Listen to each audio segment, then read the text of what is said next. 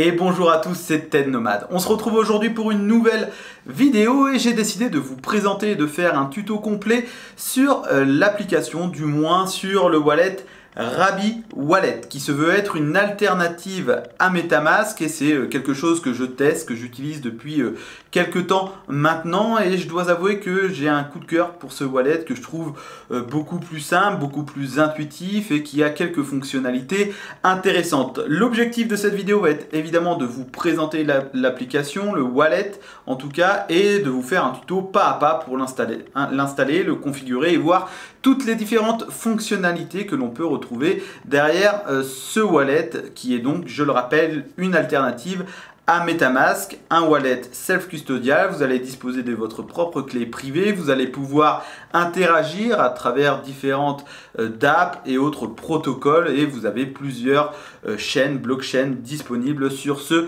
wallet. Avant toute chose, n'hésitez pas à vous abonner, à lâcher un petit pouce bleu, à mettre un petit commentaire, ça fait toujours plaisir. Alors, Rabby Wallet est un concurrent, comme je le disais, direct de MetaMask et on va voir qu'il y a quelques avantages qui sont plutôt intéressants d'un point de vue technique, mais surtout ergonomique. C'est peut-être une question de goût avant tout, mais vous allez pouvoir faire exactement les mêmes choses en mieux et en plus clair. En tout cas, c'est mon avis. D'ailleurs, je vais directement commencer, avant de voir l'installation, etc., en vous disant quelques fonctionnalités supplémentaires, ou en tout cas qui changent de MetaMask et que je trouve véritablement intéressantes. Tout d'abord, lorsque vous allez interagir avec une dApp, on le verra, eh bien, vous allez avoir un changement de chaîne automatique. Alors que sur MetaMask, il faut aller sélectionner le réseau une fois que vous avez changé le réseau sur la dApp. Ici, tout se fait automatiquement et ça, c'est un petit détail, mais encore une fois, c'est plus intuitif. Enfin, lorsque vous n'avez jamais utilisé une dApp ou un protocole, eh bien, vous allez devoir pré-signer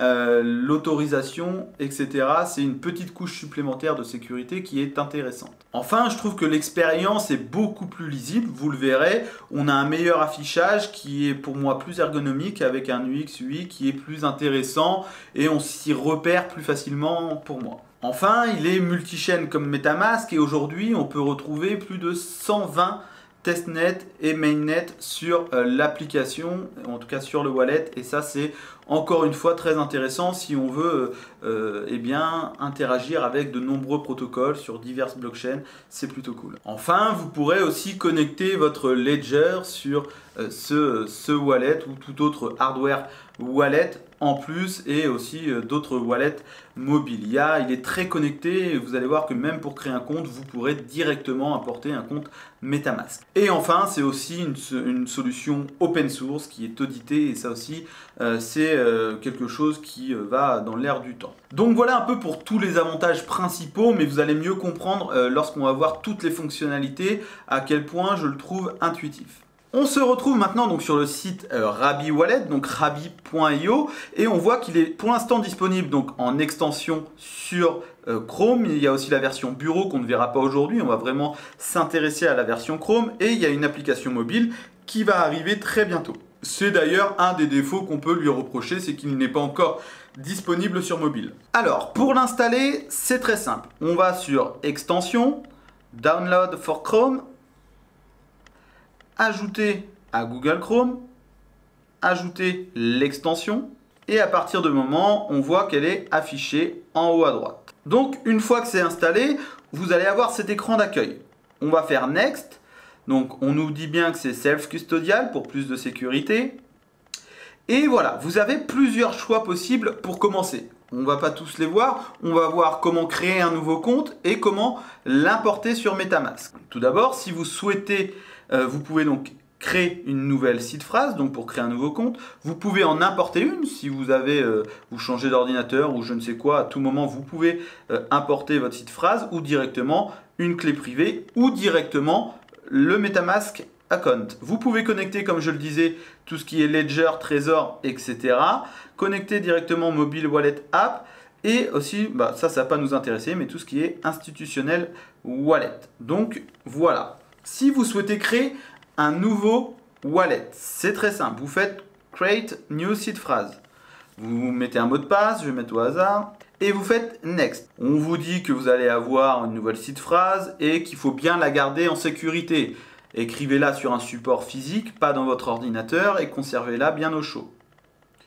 Donc je fais montrer, voilà, j'ai ma seed phrase, je fais saved et c'est bon. Et à partir de là, vous avez toute une liste d'adresses qui s'offrent à vous. Vous voyez, j'ai toute une liste qui s'est affichée, c'est-à-dire que je peux ajouter tous ces comptes-là et avoir différentes adresses. À vous de voir si c'est utile, mais dans un premier temps, on va ajouter seulement une adresse. Ça ne sert à rien d'en ajouter 36 000. Je vais avoir cette adresse, je peux lui donner un nom. Par exemple, je vais mettre TED Nomad. Voilà, ça c'est mon adresse. Et je fais Done. Et voilà, maintenant, une fois que j'ai créé mon compte, je me retrouve sur mon écran d'accueil avec mon adresse et on va pouvoir maintenant découvrir tout ça. Donc très facile à installer, hein. Vous avez vu et il ne vous reste plus qu'après à bien sauvegarder votre seed phrase. Je reviens, moi je vais juste recharger mes anciens comptes pour qu'on puisse commencer tout ça. Voilà, j'ai donc importé tous mes comptes pour qu'on puisse continuer tout ça. Donc une fois que vous avez installé tout ça, vous allez pouvoir retrouver cette interface qui est plutôt classique mais que je trouve très efficace. On va donc commencer par la présentation de cette interface. En haut, vous avez votre adresse. Ici, vous pouvez à tout moment la copier ici et vous pouvez à tout moment en ajouter une nouvelle ici. D'ailleurs, si vous souhaitez importer votre adresse MetaMask, c'est très simple. Vous faites Import My MetaMask Account, vous mettez soit la seed phrase ou la private key et vous la rentrez et c'est fait. Le tour est joué et vous avez donc intégré votre MetaMask. D'ailleurs, vous avez aussi ici TED Nomad, si j'ai appelé mon adresse comme ça, mais vous voyez que j'ai aussi intégré directement mon adresse MetaMask. Et à tout moment, je peux passer d'une adresse à une autre. Comme ça, si j'ai plusieurs comptes, je peux à tout moment changer et varier comme ça. Je peux directement manager les adresses, par exemple TED Nomad. Si je vais dessus, je peux renommer l'adresse et je vais avoir le QR code importé par la seed phrase.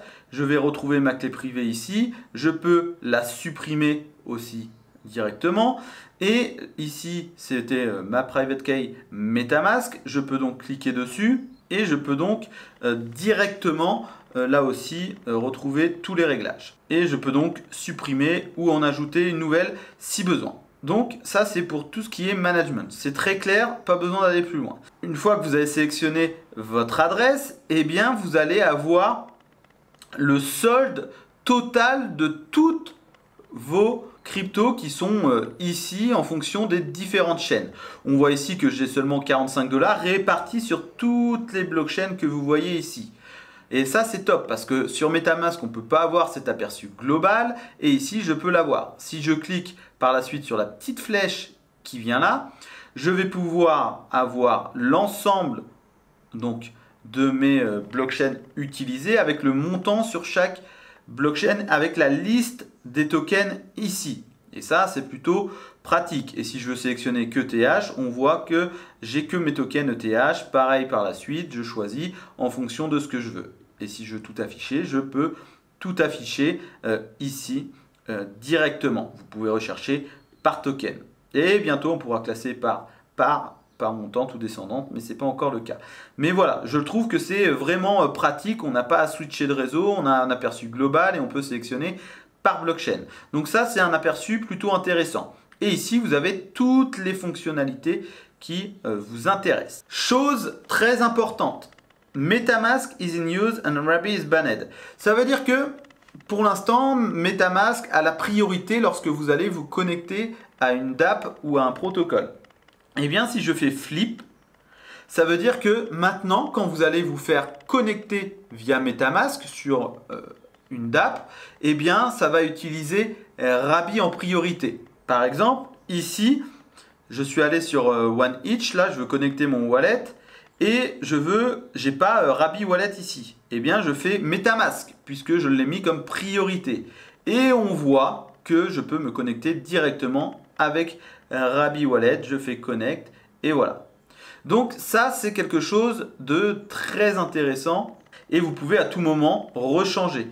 Donc ce petit truc, il faut bien penser à l'activer si vous souhaitez que ce soit par défaut. Première fonctionnalité que l'on va voir, elle est très simple, c'est envoyer et recevoir des cryptos. Et là encore une fois, c'est chose intéressante puisque quand vous allez télécharger MetaMask de base, eh bien vous n'avez que un ou deux réseaux, je ne sais plus, mais il va falloir importer chaque réseau à chaque fois, c'est un peu chiant, que là tout est facilement disponible. Si je souhaite recevoir des cryptos, donc je vais sur Receive, ici, et je vais donc choisir la blockchain. On voit qu'il y a toutes ces blockchains qui sont donc disponibles. On voit qu'il y en a beaucoup, et après, libre à vous de choisir. Si je souhaite recevoir sur Arbitrum, je vais là, j'ai mon adresse, je la copie et je colle de l'autre côté dans votre autre wallet ou depuis votre exchange. Et vous allez donc pouvoir recevoir. Chose très intéressante, c'est que donc on a directement celle ici qu'on a déjà et après libre à vous eh bien, de faire ça. Et vous pouvez aussi en épingler. Par exemple, si je veux épingler base, eh bien, je vais la retrouver aussi ici. Donc c'est quelque chose de vraiment bien fait, où on n'a pas besoin de trop naviguer dans les réseaux. C'est beaucoup plus clair que sur MetaMask, en tout cas pour moi. Pour envoyer, pareil, vous choisissez la blockchain où vous souhaitez envoyer des tokens. Par exemple, Polygon, vous choisissez le montant. Et vous mettez par la suite l'adresse ici, dans tout, vous collez l'adresse. Et vous faites envoyer pour une fois que c'est fait. Donc voilà, on a vraiment quelque chose d'intéressant et de très simple. On a aussi la fonctionnalité NFT que vous voyez ici, voilà, qui nous permet de voir tous les NFT que vous avez sur vos adresses avec par exemple ici Lensendals, le réseau en dessous, et si vous cliquez, vous voyez eh bien, le NFT en question. Ça, c'est encore une fois beaucoup plus simple et beaucoup plus fluide, je trouve, que sur MetaMask parce qu'on a un bel aperçu. Tout ça, si je vais sur MetaMask, je ne vais pas le voir. Vous avez la partie transactions. Transactions, vous voyez toutes les différentes transactions que vous avez pu faire récemment avec votre wallet. Et vous avez aussi des scam transactions qui sont affichées et que vous pouvez à tout moment cacher en faisant hide scam transaction et vous allez donc pouvoir les cacher. Mais vous retrouvez ici donc tout l'historique eh bien, de vos transactions avec le temps, etc. On a aussi donc la fonctionnalité Gas Top-up. Ça, c'est une fonctionnalité qui est assez intéressante mais que j'ai jamais utilisée en fait, qui vous permet par exemple si je vais sur Polygon, il me manque du Matic, et bien je peux tout simplement ajouter 20 $ de Matic en prenant un autre token disponible ici. Alors ici ils sont tous pas en balance parce que j'ai pas assez, mais par exemple si j'avais besoin de 20 $ de Matic et que j'avais 20 $ d'Ethereum, j'aurais pu prendre ces 20 $ d'Ethereum et les transformer en Matic pour payer directement les frais de gaz. Donc je trouve ça vraiment intéressant, j'ai jamais eu l'occasion de l'utiliser, mais c'est une bonne fonctionnalité qui permet, si on se retrouve à court de gaz, directement d'en acheter depuis une autre chaîne. Alors évidemment, il y aura des frais avec ça, mais voilà, c'est pour ça que j'ai jamais utilisé, mais voilà, c'est bon à savoir si vous êtes dans l'urgence ou quoi, vous pouvez faire ça. Alors, on a une fonctionnalité qui est là aussi pour moi beaucoup plus claire et lisible, qui est Approvals. Une fois que je vais dessus, en fait, je vais avoir la liste de tous les contrats que j'ai signés et approuvés, ainsi que les assets. Et je peux à tout moment les révoquer. Par exemple, je souhaite révoquer ce contrat-là, peu importe. Je le sélectionne ici et je fais Revoke. Évidemment, quand vous allez révoquer un contrat, parce que vous n'avez plus confiance ou vous ne le souhaitez plus, vous allez devoir payer les frais de gaz pour le révoquer liés au réseau. Mais voilà, vous êtes obligé de le faire et donc voilà, je confirme.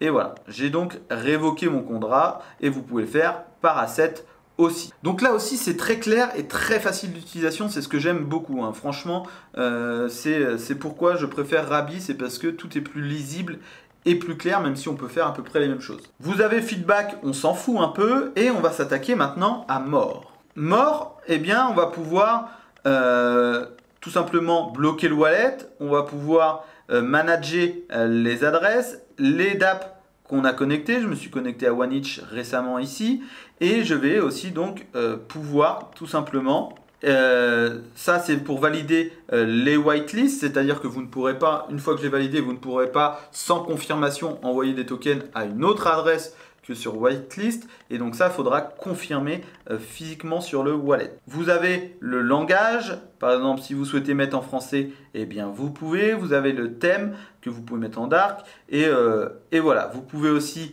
nettoyer à partir d'ici les transactions en pending, en attente. S'il y en a qui restent bloqués pour X raisons, eh bien vous pouvez tout simplement les nettoyer.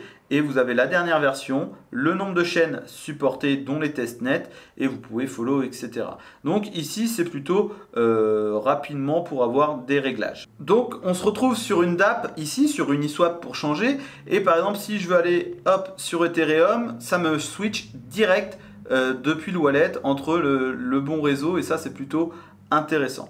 Par exemple, juste pour un test, vous faire un petit swap ici. Donc je fais échanger, confirmer l'échange, et en fait c'est ici que ça nous intéresse, c'est juste pour vous montrer que quand vous allez valider une transaction, c'est beaucoup plus clair que MetaMask. Je sais que je vais payer de Matic, que je vais recevoir ça, que je vais recevoir un minimum de ça, je vais avoir l'interaction contrat. Donc on voit ici que je n'ai jamais interagi avant avec ce contrat.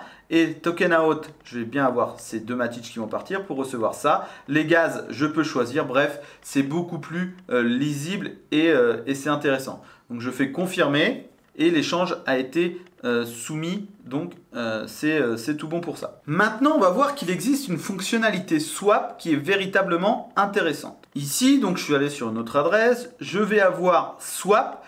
Pourquoi elle est véritablement intéressante? Parce que vous n'aurez plus besoin de passer par des Uniswap, par des OneInch, etc. et que vous pouvez directement le faire ici, puisque Rabby Wallet va être comme un agrégateur. Je vous explique tout de suite. Par exemple, je vais faire donc, je veux souhaiter changer mes USDT en, par exemple, Matic, mais après libre à vous. Vous choisissez donc la chaîne qui vous intéresse et le swap que vous souhaitez faire. Je vais donc mettre 10, voilà, vous faites get quote, et en fait vous voyez qu'il va aller chercher les prix sur les différents agrégateurs, sur les différents DEX qu'il trouve. Et on retrouve Paraswap qui est excellent, que j'adore, OneInch aussi qui est très bon, et on voit le meilleur prix, sauf qu'il ne prend pas forcément en compte les frais de gaz. Et si vous triez ici, triez en fonction du prix de gaz, eh bien on voit que le meilleur est OneInch. Et vous voyez que pour l'instant, je ne peux pas échanger. Pourquoi? Parce qu'il n'est pas autorisé. Je ne peux pas donc swapper pour l'instant. Je fais Enable It. Et pour trade, eh bien, je sais que je vais utiliser OneInch. 0x aussi, c'est quelque chose de confiance. Paraswap aussi. Et comme ça, je pourrais dès tout de suite, eh bien, tout simplement trade avec ces DEX. Une fois que c'est fait, je valide. On va refaire, ça va recalculer avec les frais de gaz, et je choisis OneInch, j'approuve l'USDT, et vous voyez le message que je vous disais tout à l'heure, si je n'ai jamais interagi avant, eh bien je ne peux pas signer et créer. Pourquoi? Parce que je n'ai jamais interagi, il faut que je vérifie que c'est bien avec OneInch, que c'est bien ce contrat, et je fais ça, hop, j'ignore l'alerte, et je peux maintenant créer et confirmer. Donc on a un pressing qui est véritablement intéressant, et une fois que c'est fait, voilà, j'ai pu créer et je valide ma transaction avec, encore une fois, toutes les informations qui sont beaucoup plus lisibles. Et voilà, une fois que c'est fait, je retrouve donc mes Matic qui sont maintenant ici, et le swap a bien été fait. Donc je peux directement le faire au meilleur prix depuis ici, et ça c'est juste génial. Voilà, j'espère que ça vous a aidé, mais en tout cas j'ai essayé de vous montrer bien toute l'intuitivité et à quel point c'est plus clair, plus lisible, et qu'on peut plus facilement naviguer et faire les choses depuis Rabby Wallet.